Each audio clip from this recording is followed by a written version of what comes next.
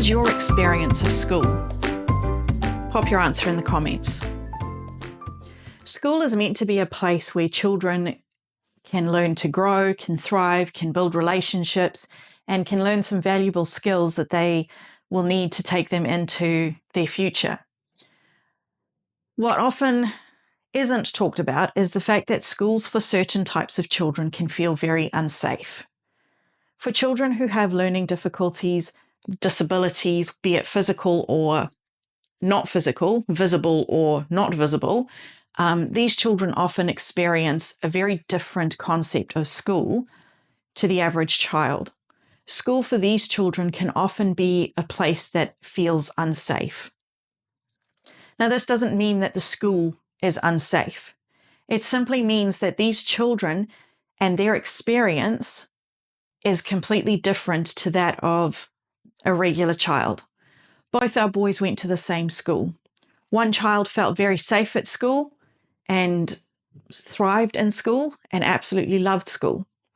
The other child went to the same school, went through the same system that he did, and he didn't feel very safe and he didn't enjoy school at all. So where does that unsafe feeling come in? What do I mean by feeling unsafe? Well, often for children, especially children who are neurodiverse, have learning difficulties, have physical disabilities, and as I said, be they invisible or visible disabilities, they often experience a very different side of school to everybody else. They tend to experience situations where there's possibly more teasing. They tend to be the ones that possibly are bullied a little bit more than the average child is. They tend to be the ones that in a classroom can get overwhelmed very easily by everything that's going on and all the noises and all the activity and all the busyness, which often can look chaotic but isn't chaotic.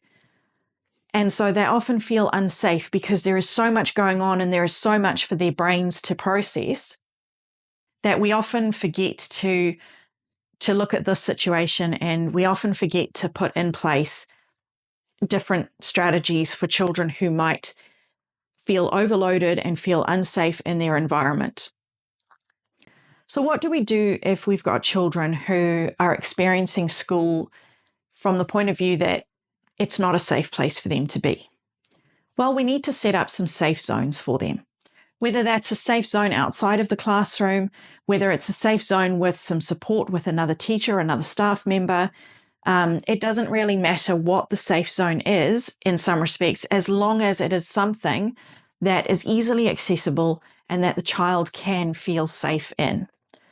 So for instance, if you're going to set something up in your classroom, setting up something like a safety corner is usually a good way to go. Some space where they can take some time out to relax, some time out to calm down, to regulate and do some calming activities that can help them to get back into the flow of the classroom.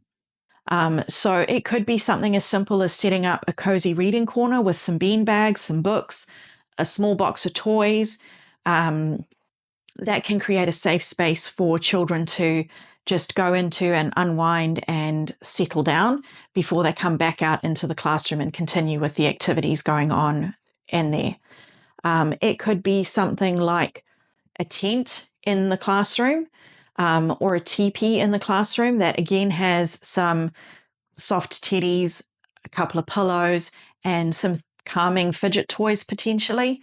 All of those things will work in a classroom to help children have a space where they can feel safe and feel like they can deal with all the emotions and everything that's going on inside them to be able to get back into a learning space.